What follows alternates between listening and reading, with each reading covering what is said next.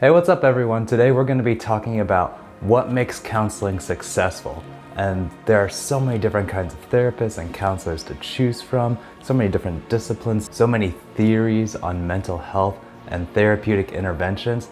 How can we possibly predict what is going to make therapy successful? Well, we're going to talk about this one key right here today. Let's dive right in. So according to research, over and over again, what we found is that what contributes most to the success of counseling and the therapeutic process is what's called the therapeutic alliance.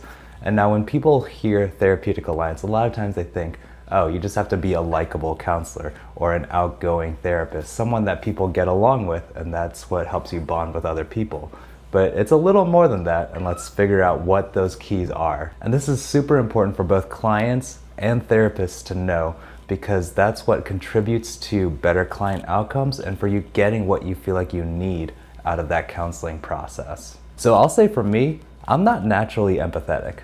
I'm not naturally outgoing or particularly likable or a great conversationalist. So even with all of that, I can still form a strong therapeutic alliance with someone, and this is how I do that. Like I said, that therapeutic alliance is not just about how likable I am as a person.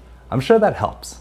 That helps to create a good first impression, that helps you to connect quickly, but what happens when you go beyond those first couple of sessions and that good first impression that you put off? That is where elements of trust come into play in the therapeutic alliance. And weird as it may sound, the way that we build trust in this therapeutic alliance is by proper treatment planning. And treatment planning may sound like a really boring way to go about building trust in that relationship, but it's actually super important, and here's why. Research has found that the way that we foster trust in that therapeutic relationship is by agreeing on goals and by agreeing on interventions. And that's all addressed in treatment planning. So a treatment plan talks about, okay, so what is the goal? What are we working towards? What are we trying to accomplish by the end of our time together as therapist and client? And that makes sense. If we don't agree, if I think someone needs to be working in this direction and the client thinks they need to be going in that direction, we're going to be pulling each other in separate directions,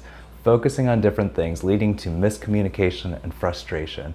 If from the jump we can be working towards the same goal, moving in the same direction, on the same page about what everyone's trying to accomplish in that room together, that leads to better outcomes right off the bat. That leads to trust, that leads to better open communication. Even if there's disagreement, we can talk about where the conflict lies, where the disagreement is coming from, and how we can resolve that to be working towards the client's goals together. That second piece, agreeing on interventions.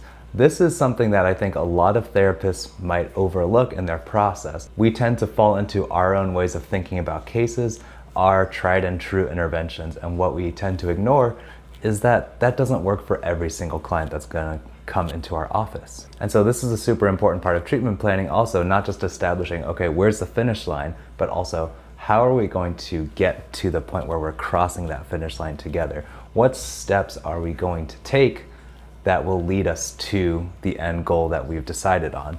And it really helps for the client and the counselor to agree on those steps as well as what the final goal is. But Isaiah, you might say, the client hasn't gone to grad school for this. They haven't done continuing education. They haven't done the trainings for all these. How are they gonna know what steps they should take? And that's where that collaborative process, that trust comes in. While yes, we may have the book learning, we may have the training, we also have to recognize that the client is the expert on their experience, on what's working for them and what's not working for them.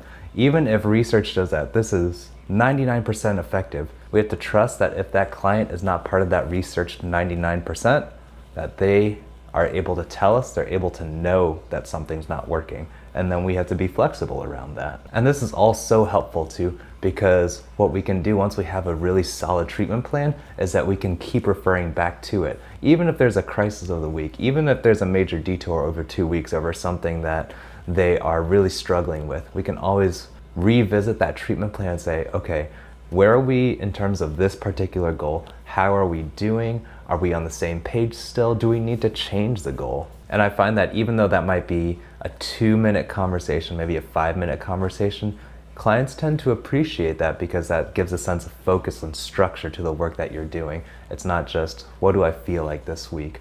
Or how am I doing this week? It gives us a really good barometer for what progress we're making over time. So based on research, based on my experience as a therapist, treatment planning is one of the key ways that any therapist can work to build greater trust and lead to better client outcomes for the people that they see. And this is super important for clients to know also, because if you feel like there's a lack of structure, a lack of direction to the work that you're doing with your counselor, it may not be that they're a bad therapist or a bad fit, but that your relationship may benefit from the trust that a solid treatment plan can build for the work that you're doing for your mental health.